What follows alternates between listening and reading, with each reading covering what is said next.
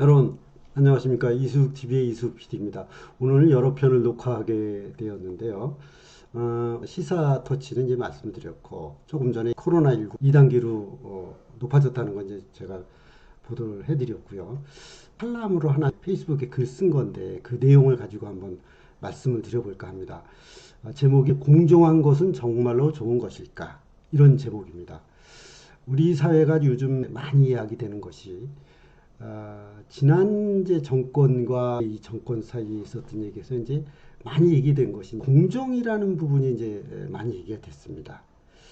어떤 면에서 평등한 것까지는 좋은데 공정했느냐, 그 절차가 공정했느냐 이런 얘기가 많이 이제 대두되는 것이죠. 제가 좋아하는 책 중에서 철학은 어떻게 삶의 무기가 되는가라는 이런 책이 하나 있습니다. 철학은 어떻게 삶의 무기가 되는가. 그래서 이 책은 제가 이건 철학서로 머물지 않고 철학에 해당되는 것을 지금의 어떤 상황에 비추어서 이렇게 연결해 놓은 건데, 야마구치 슈라는 일본 작가가 쓴 건데, 이 사람이 게이오 대학과 철학과를 졸업해서 미술사도 했고 광고회사 덴츠라 그러죠. 덴츠. 그다음에 보스팅 컨설팅 그룹과 아마 컨설턴트로도 일을 했기 때문에 밀접하게 연관시켜서 다시 재구성을 했습니다. 근데 그 꼭지 중에서 하나를 제가 쭉 봤는데 이런 얘기가 있습니다. 세르주 모스코비치라는 사람이 그 루마니아 사람인데, 이 사람이 이제 1925년에서 2014년 사이에 작곡한 사람인데, 이 사람이 이제 이런 얘기를 썼습니다. 왜 공정으로 이루어지지 않을까에 있어서 본심은, 우리들의 본심은 그 누구도 공정 따위 바라지 않기 때문이라는 것이다. 이렇게 아주 아픈 것을 건드렸습니다. 공정한 사회를 만들자고 말은 하면서도 본심에, 마음속에서는 공정 같은 거 바라지 않는 거예요. 실제적으로는.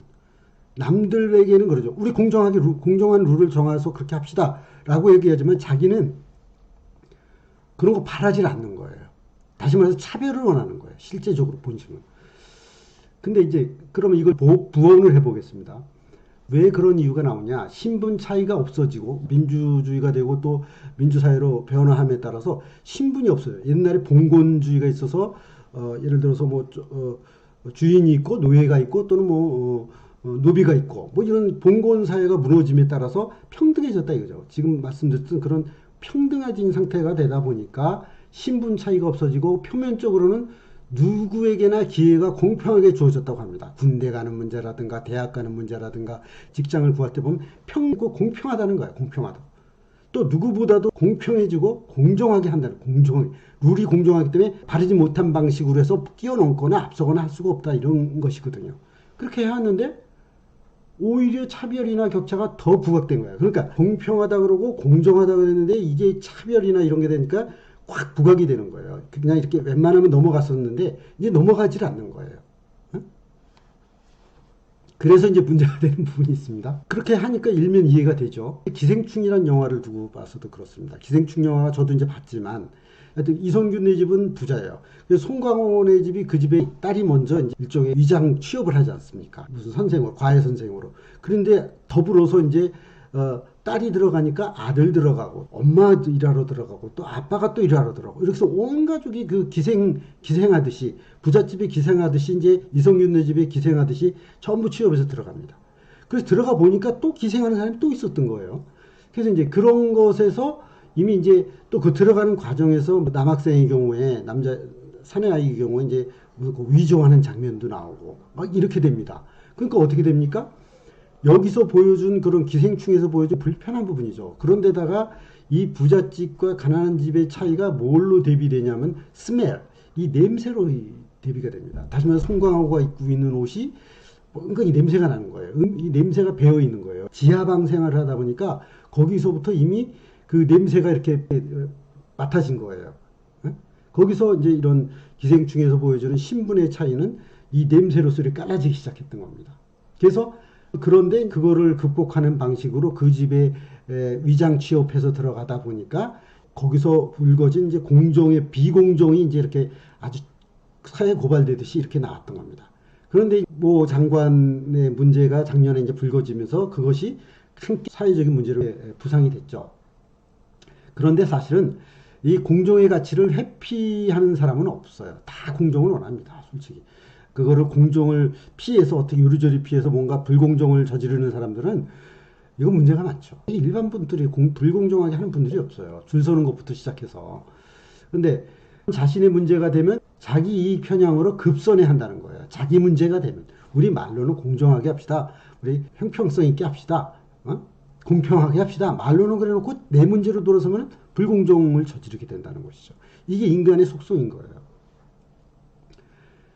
이거는 어쩌면 시기심이 평배해버린 지금의 평등해진 우리의 살림살이 때문이죠. 자, 이제 시기심 얘기가 여기 나옵니다. 아리스토텔레스가 수사학에서 이런 얘기를 했습니다. 시기심을 품는 것은 자신과 같거나 같다고 생각되는 사람이 있는 사람들이다. 이겁니다. 시기심이 어디서 생기냐 하면은 나와 같거나 같다고 생각되는 사람이 있는 사람들에게서 시기심이 생긴다는 거예요. 만약 같다고 생각하는 사람이 없으면은 나랑 비등하다고 생각하는 사람이 없으면 시기심이 생길 일이 없는데 이렇게 보니까 내 옆에 있는 사람이 같아졌어요. 되게 이제 문제는 뭐가 같아집니까? 학력이 같아졌거나 자동차가 같아졌거나 이랬을 때 시기심이 생긴대. 시기심이 발로가 생긴대. 공정이라는 부분이 지금 문제가 많이 되고 있습니다. 영화 기생충에서도 보여줬듯이 우리 사회가 가지고 있는 이러한 문제를 앞으로는 우리 스스로 그거를 지키고 서로 감시해야 됩니다. 서로 감시하니까 그런 일이 일어날 수가 없죠. 서로 또 지켜가면 그런 일이 생길 수가 없죠. 여러분, 공정이라는 것은 정말로 좋은 것인가? 좋은 것입니다. 결론은. 공정이 나쁜 것이 아니었습니다. 공정은 좋은 것인가 하면서 시기심에서 긁어내리거나 그럴 때 공정은 훼손되는 것입니다. 또는 그거를 스스로 그거를 망가뜨릴 때 공정은 나쁜 것이 되는 것입니다. 그래서 공정은 좋은 것입니다. 여러분. 네, 고맙습니다. 이수석 PD입니다.